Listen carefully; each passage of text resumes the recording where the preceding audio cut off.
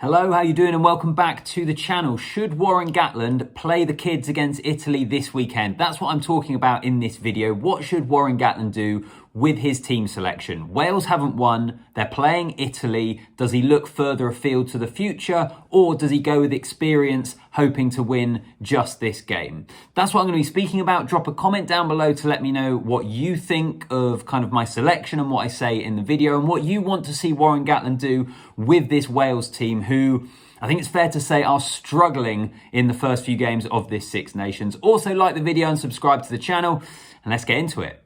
I think Warren Gatland actually should go with a pretty youthful side this weekend against Italy. I know that Wales have lost their first three games of the Six Nations. Losing to Italy again for the second year in a row in the Championship would be a really, really bad look. But I just think where Wales are at the moment, they need to also have an eye on that World Cup and be looking further afield. And usually in the Six Nations, I know fans get sick of coaches and media and people always speaking about the World Cup when it's a fair way off. But I think when it's World Cup year, it is slightly different because the context of where Wales are at the moment has to be thought of in relation to the World Cup later this year. They need to get themselves more competitive in time for that. Obviously, it's completely different if I was speaking about Ireland or Scotland or basically pretty much any other team in the Six Nations. I'd be thinking focus on the here and now and the World Cup can take care of itself. But in Wales's case, given the fact they've lost their first three games, given the fact that this is a squad who are clearly ageing, it's something Gatland has spoken about an awful lot, that the squad hasn't turned over as much as he would have liked between World Cups.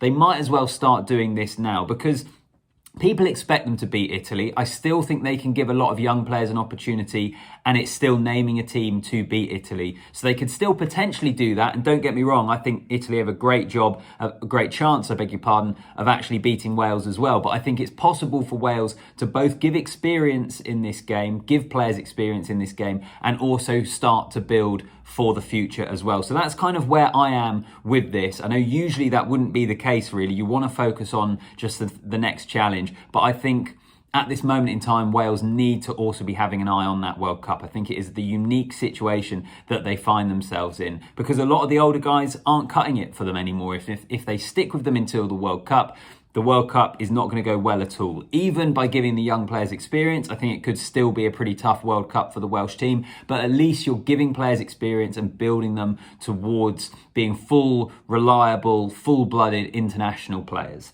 So that's what I'm thinking. I think there's different areas of the team that you can do that. And I should also say in this, you can still have some experience in there. So I kind of jotted down roughly my starting 15. I've still got Ken Owens in there. I've still got Dan Biggar in there. I've still got Talupe Faletau as well. I think you can have a smattering of experience, but you still need to give those younger players opportunities. Because actually, if we go through some of the younger players, there is something exciting about some of the players coming through. I know Welsh fans will want more of them, and hopefully we'll start to see them.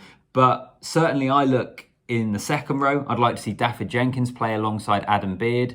In the back row, I think Jack Morgan has to start. I'd like to see Chris Chunza given another chance at 6 as well, and then bring Talupe Faletau in as well. I think Jack Morgan is the future in that back row for Wales. That's part of the reason I want to see him given an opportunity. And Chunza as well, I just think he's going to be a really good hybrid lock, blindside flanker option for Wales going forward. Brilliant option in the line out. Absolute physical specimen for a guy that is so young. So I just think he gives them a lot of different options. So I want to see more of them. Let's give them opportunities. And as for Dafydd Jenkins as well, again, I've liked what I've seen from him so far. I quite like Adam Beard as well. I think he gives them a little bit of experience in there alongside a younger guy like Jenkins. So that's the kind of explanation. That's kind of what I'm looking for in the team, to balance it up between the young and perhaps the older. I think the front row is actually the more difficult area for Wales. I'd probably stick... It's so difficult. I'd probably stick with Thomas Francis, Ken Owens and Gareth Thomas at this moment in time. I know there's some injuries in there and guys will come back in that could see change going forward. But at this moment in time, I think you maybe stick with what they've got there. Just in terms, I think it's the strongest scrummaging front row available to Wales at this moment in time. And then I'd bring Dan Biggar back in, as I said. I mean, a lot of people seem to be quite down on Dan Biggar fairly recently. I know he hasn't had his best game, but who has in that Welsh side, really? And I still think Dan Biggar pretty recently has been doing it at quite a high level, both at in the club game and even at international level. If you want to look back to last Six Nations, I think that victory over Scotland in the Six Nations, he was kind of the emotional heartbeat of that Welsh team. I still think he's the best Welsh option at fly half, so that's why I'd bring him back in. I also think in terms of the back line, and I'll get onto it now, with some of the less experienced players that I would have in there, Dan Biggar is going to be absolutely vital to have in there pulling the strings at number 10. I actually don't think this is the moment in time for Wales to change their number 10, because we saw it with the game against England. Was it Owen Williams that came in? He's not really the guy for the future, I don't think personally. I don't think he's the young guy that you've unearthed that you can now give, the next decade to. You'd need to replace him before you know it. I think at this moment in time, Dan Biggar is your best option. In the centres, and I mentioned how there are exciting players coming through for Wales. I really like what we've seen of Joe Hawkins, and I want to see more of Mason Grady. I think Hawkins has probably got himself that number 12 shirt now, hasn't he? From what we've seen of him, I know Nick Tompkins was kind of favoured under PVAC, but Hawkins did well in the autumn at the end of the PVAC regime.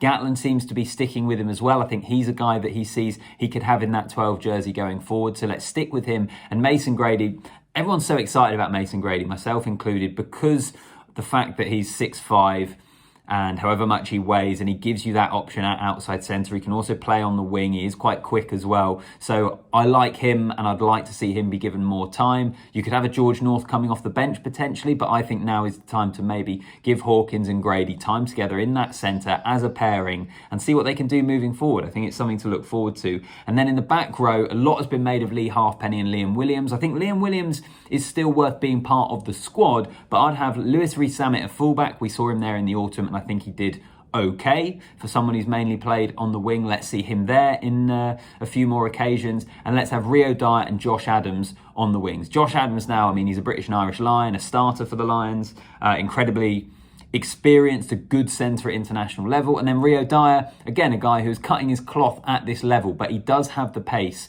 to hurt defences, as does Lewis Rees-Zammit. You have those two in your back three, and all of a sudden you've got a little bit of dynamite there, and I think that is a back three that at this moment in time, to me, makes the most sense for Wales, but we'll see what Warren Gatland goes with for this weekend. But that's my general thoughts on it. There are still players like Faletau, like Biggar, Ken Owens, Adam Beard, if you want to throw him in there. He's not quite as experienced as the other three I mentioned, but he's been there before and done it. Have some experience amongst those younger guys. Start having an eye to the future. I think that's still a starting 15 that can go to Italy and win. I don't think you're throwing in the towel for that game whatsoever. I think they can get the job done, but I also think there's a lot of players there who you will learn a lot about by giving them opportunities. That's where I think Wales are. Have half an eye towards the future, but do let me know what you think in the comments. Do you think that that's too much inexperience in there? Do you need Justin Tipperick, George North, players of that calibre? Or actually, would you be more excited to see that starting 15 take the field? We will wait and see what Warren Gatland does when he names his team, but that's my thoughts on the matter. Like the video, subscribe to